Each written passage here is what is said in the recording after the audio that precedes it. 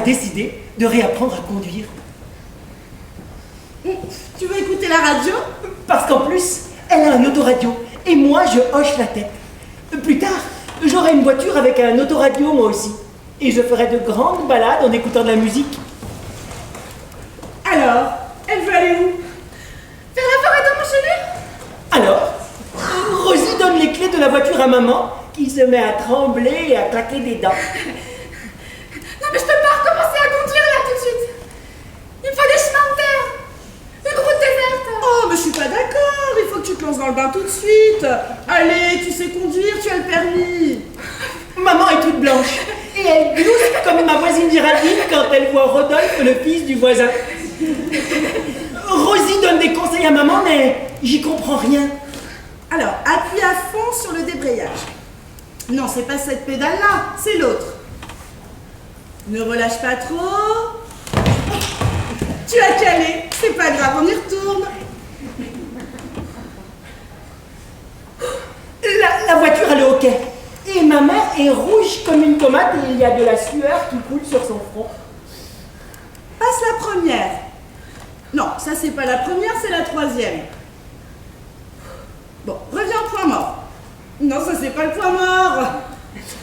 Elle s'énerve jamais, Rosie. Mais au bout de combien de fois t'as eu ton permis? Du premier coup. Waouh! Ma mère est admirative. Mais moi il m'a fallu 5 tentatives. Et une fois je me suis fait traiter de danger public. Parce que j'étais arrêtée au milieu du carrefour et je regardais à gauche et à droite comme si j'étais à pied. Et l'inspecteur avait même dit qu'il voulait plus me voir. Oh, quand il y aura plus d'inspectrices au permis de conduire, les femmes auront beaucoup plus de chances de l'obtenir. D'un seul coup, le frein à main est descendu, les vitesses enclenchées, et on roule à 10 à l'heure sur la rue Saunier devant notre immeuble. Ma mère pousse un cri de bonheur et de frayeur à la fois, comme un indien qui passe à l'attaque. Rosie donne un petit coup de volant. Attention quand même, hein, on a loupé un tilleul de peu. Hein. De 10 à 20 à l'heure, puis à 30, au milieu du concert des klaxons et des noms d'oiseaux que crie Rosie aux automobilistes mécontents. On sort de la ville et on prend une route que je connais pas. Ma mère a oublié de regarder les panneaux. C'est pas le chemin de la forêt de Montchenu.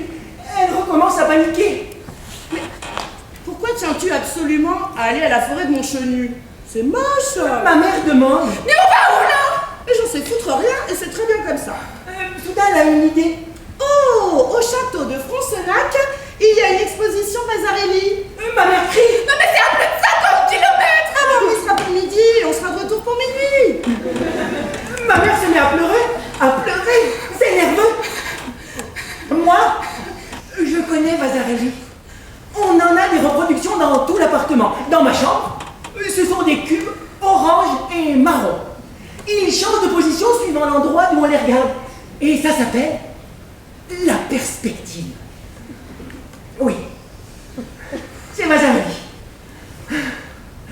Vasarely. Soudain, l'aiguille est montée jusqu'à 50 à l'heure. Et ma mère n'arrête pas de faire oh là là là là là là là, oh là là là là là là, et de se pencher à travers le pare-brise pour bien regarder les lapins qui traversent. Il n'y a plus de maison, il n'y a plus que des champs.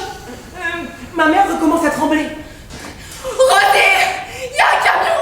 La route est à tout le monde chez Baby Love. Mais qu'est-ce que je dois faire? Bah tu roules derrière ou tu doubles, c'est comme tu Est-ce que je veux. vais m'arrêter? Oh bah non, on vient juste de partir. Allez, tu te débrouilles très bien. Et lui là, qu'est-ce qu'il fait? Mais il te double ma chérie. Non mais il va nous rentrer dedans. Mais non, ne t'inquiète pas. Rosie a pas le temps de finir sa phrase que ma mère a déjà braqué à droite. Complètement à droite. L'Austin Mini escalade un petit monticule de terre et on est secoué comme dans un prunier. On se croirait dans la méhari de Dactari. Et je m'attends à voir surgir la lionne Clarence d'un instant à l'autre. Ma mère redevient toute rouge. Mais qu'est-ce que je dois faire? Mais qu'est-ce que je dois faire? Tu freines. Et on se retrouve projeté sur le pare-brise. Je me casse la figure sur la boîte de vitesse. J'ai un peu mal, mais je dis rien parce que je suis grand maintenant.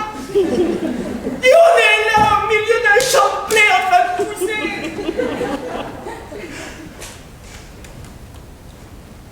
Il n'y a plus de maison. Il y a un grand silence et puis, soudain, Rosie se met à rire.